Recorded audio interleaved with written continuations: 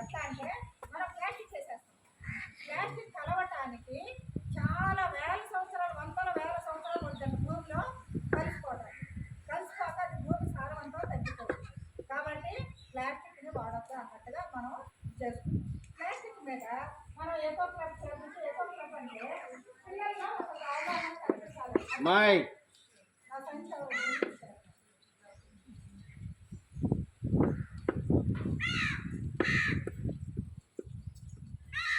ఇప్పుడు మనం కూరగాయలు తెచ్చుకోవాలి. ఎక్కడెక్కడ తెచ్చుకుంటారు?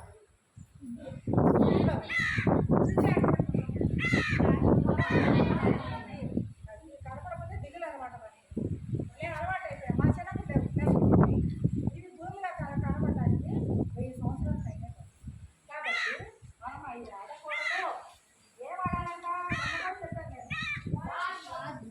నేనైతే ఇట్లా కూరగాయలు పెట్టుకుంటానికి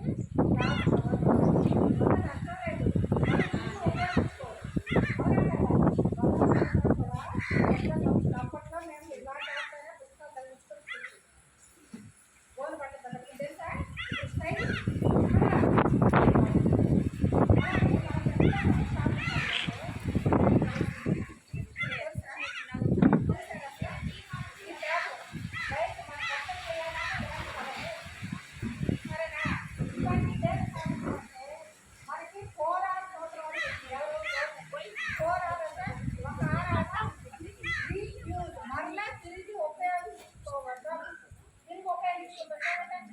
నేను నూనె గ్యాస్ ఉపయోగిస్తున్నానా లేదా?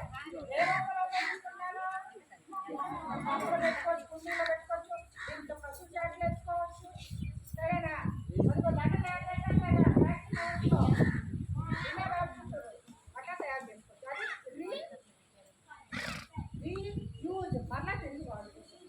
రికవర్ అంటే మనం ఒక వస్తువు వాడినప్పుడు ఒక చెట్టు కొమ్మని మనం తుంచుతున్నామంటే మళ్ళీ దానికి వేరేది మనం కవర్ చేసుకున్న పైన కొంత కొమ్మలు నుంచో అర్థమవుతుందా? లేదా రీసైకిల్. రీసైకిల్ అంటే సమోసాలకో ఉల్లిపాయలకో అవన్నీ ఎక్కడ తీసుకెళ్తారు? మళ్ళీ కొత్త వస్తువు తయారు చేసుకోవడానికి రీసైకిల్. అంటే రీయూజ్, రీయూజ్, రీసైకిల్, రికవర్. తిరిగి నిర్మించలేని ఏంటి? గాలి, నీరు. భూమిని కూడా మనం సారవంతం చేయాలి. ఇది చేయమని మనకి ఎకో క్లబ్ వాళ్ళు చెబుతున్నారు. ప్లాస్టిక్ కవర్లు వాడుకొని ముఖ్యంగా 1 టైం యూజ్డ్ ప్లాస్టిక్ కవర్లు మనకి ఫాస్ట్ ఎట్లా వేస్తారు? ఒక్క పలుచగా ఉంటాయి కవర్లు. అవి భూమిలో కలవడానికి చాలా సంవత్సరాలు పడుతుంది. అవి అసలు పూర్తిగా మిషారు. ఎట్లా మందపాటి అయినా కొంచెం లేదు వాడాలి కానీ భూమిలో వేయకూడదు. ఏం చేయాలి? కాలవడం బెస్ట్. కాలవాలంటే ఇది చూడండి, మనకి టైంలు ఇస్తాను. 2 డస్ట్బిన్ పెట్టారు. బ్లూ డస్ట్బిన్, గ్రీన్ డస్ట్బిన్ తీసుకెళ్తాం. మీరు చూసారా డస్ట్బిన్ తీసుకెళ్తాం? పంచాయతీ రోడ్డు వాళ్ళు చూసారు కదా. ఇదేంటి? Blue dustbin. బ్లూ డస్ట్బిన్ ఏమేయాలి అంటే ఏదో డిస్పోజ్, భూమిలో డీకంపోజ్ సారీ ఏంటని చెప్పండి. గాజు, ప్లాస్టిక్, ఇంకా బాటిల్స్ అలాంటివి దాంట్లో అవన్నీ తీసుకెళ్ళి బయట ఊరు అవసరం ఉంచుకోండి. దీంట్లో ఏంటి? వేసుకొచ్చి దాన్ని గ్రీన్ గుర్తు పెట్టుకోండి. పీస్ గ్రీన్లో పొడి చెప్తాను, గ్రీన్లో కడిగి అది రీసైకిల్ చేసుకోవచ్చు. కంపోస్ట్ ఎరువుగా చేసుకోవచ్చు. అప్పుడు వినయన్న వాళ్ళ వ్యవసాయంలో అక్కడ రావడం దగ్గర పొట్ట తగ్గించే కంపోస్ట్ దాంట్లోనే వేసుకోవచ్చు. అది ఎరువు తెచ్చుకొని మొక్కలకి వేసుకోవచ్చు. అట్లా మనం చేసుకోవాలి. అర్థమవుతుందా? ఎన్ని పోరాట సూత్రం అంటే ఏంటి? రీయూజ్ పలకండి. రెడ్యూస్ అంటే రీయూజ్ అంటే తిరిగి వాడుకున్నాం, రెడ్యూస్ అంటే తగ్గించి వాడుకున్నాం, రికవర్ మళ్ళీ వాటిని పుట్టించే విధంగా వాడుకున్నాం, రీసైకిల్ పునర్చక్రి అంటే మళ్ళీ వాడుకున్నాం. అంతవరకు అయిపోయిందా? మనకి గడాక్షాలు దాన్ని నీళ్ళు పోయాక రోజు తిరగదు. ఇదేంటి అందరూ కదా. నువ్వెవరో దొంగిలి ఇచ్చారు.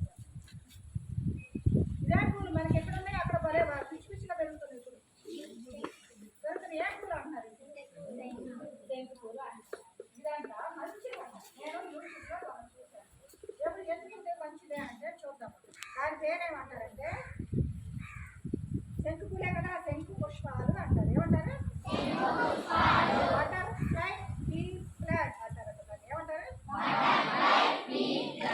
బటర్ఫ్లై బీ అంటే బటానీ అది ఒంటి రెక్క మొత్తం ఉంటాయి. అవి దేనికి దేనికి ఉపయోగిస్తుంటే దీంతో టీ ఆకుల్ని ఎండబెట్టుకుని బ్లూ టీ, గ్రీన్ టీ అన్నారా, మామూలు టీ అన్నారా, గ్రీన్ టీ అని బ్యాగ్స్ పెట్టుకొని తాగేస్తూ ఉంటారు. చిన్న చిన్న బ్యాగ్స్. ఇలా బ్లూ టీ కూడా బ్లూ టీ కూడా తయారు చేస్తే బరువు తగ్గుతారు. నెక్స్ట్ క్యాన్సర్ కణాలు మన 90 మంది క్యాన్సర్ వస్తుంది. ఆ క్యాన్సర్ కణాలు వస్తే కొంచెం దాంట్లో నాశనం చేయడానికి దాన్ని రసం ఎవరికి? శంకు పుష్పాలు. అలాగే మైగ్రేన్ తలనొప్పి నాకు అప్పుడప్పుడు వచ్చేస్తుంది. మైగ్రేన్ ఇటు కానీ మైగ్రేన్ తలనొప్పి కూడా ఆకు రసం. నెక్స్ట్ అందరికీ సమస్య అది కూడా ఈ రసం నెక్స్ట్ ఇది మన స్కూల్లో పిచ్చి పిచ్చి కదా, దేనికి ఉపయోగించు, పూజను కూడా ఉపయోగించు కదా, మనం తల్లోకి ఉపయోగించు. కానీ భలే అన్నమాట. దీని పేరు బెల్లగన్నేరు. బెల్లగన్నేరు ఇది వెరీ వెరీ వెరీ ఇంపార్టెంట్ అంట మన లైఫ్లో. ఏంటంటే ఇది కూడా క్యాన్సర్లో 90 ఏం చేస్తుంది? క్యాన్సర్ ఇప్పుడు 100 మందికి క్యాన్సర్ వస్తుంది. ఇది గాయాల నుండి ఈ రసం తీసి గాయాలు తగ్గుతాయి కదా, ఆ గాయాల నుండి రక్తస్రావం అవుతుంటే అది రసం తీసేస్తే రక్తస్రావం ఏం పనిచేయలేదు. అప్పుడు మన మన సినిమా త్రిపులారు వాడు పాల్గొండగా ఏం చేస్తాడు? బాగా రసం తీసి మీకు పోతే ఇప్పుడు ఎక్కువ మెడికల్ షాప్ సరే వేడి చేసినప్పుడు ఇంట్లో రక్తం వస్తుంది, బయటకు ఒకసారి కదా. దానికి దీని నుంచి రసము కొంచెము తులసి ఆకు అట్లా దాని ఆ రసం కలుపులు అది కూడా దానికి ఎవరికి వెళ్ళగలేదు. అలాగే ఈ ఆకుల రసం తీసుకుంటే పొడి చేసి ఆకులు ఎండబెట్టి పొడి చేసుకుని మరబెట్టుకుని తీసుకుంటే ఒక్క ఆకులు తీసుకుంటే తేనె పక్కడికి షుగర్ కంట తేనో వేడి.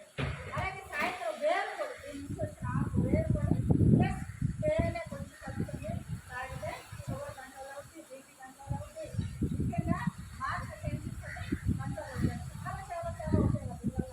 అజీర్ణం మనకి ఆకలి వేయట్లేదు. అలాగే డ్రింకర్స్ ఎక్కువ కదా, ఎవరే డ్రింకర్స్ అంటే ఎవర్రా?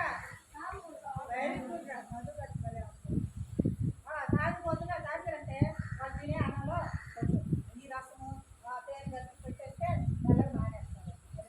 ఎంతో వచ్చిందంతో సంఖ్యలో చెప్పారు కదా, మన అవునంటే అవును కాదంటే కదా. ఈ ఆటలు పొడి అలాగే మొదలు వస్తున్నాం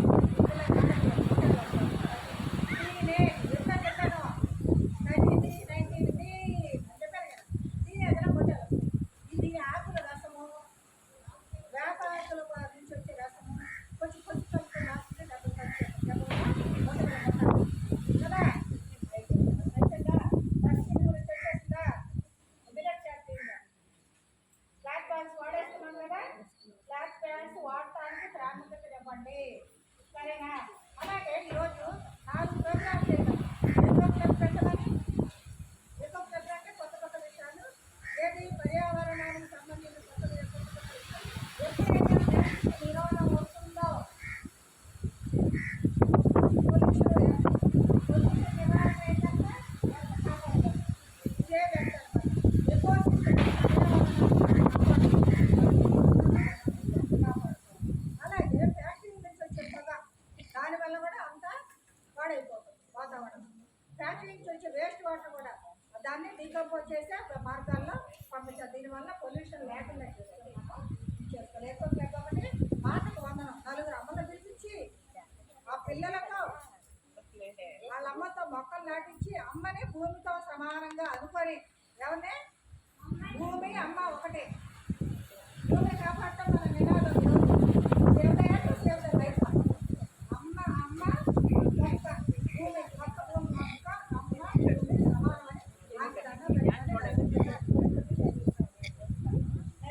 న్యూట్రిషనల్ డే జరుపుతాం.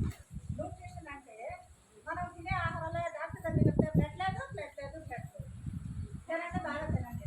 ఇప్పుడు ఇదివరకు పేదవాడి ఆహారం పేరేంటి? ఇవన్నీ ఏమేంటి చూడండి. ఆకులు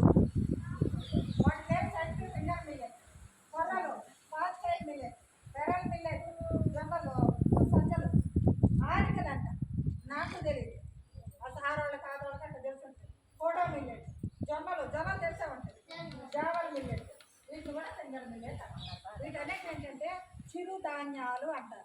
ఇప్పుడు ప్రతి ఒక్కళ్ళు మనకు చిరుధాన్యాలు రాగి జావ పోస్తుంది తాగుతున్నారా? ఎక్కడికి వెళ్తున్నారు మీరు? చాట్ మసాలా దగ్గర పరిగెడుతున్నారు, అవునా కదా?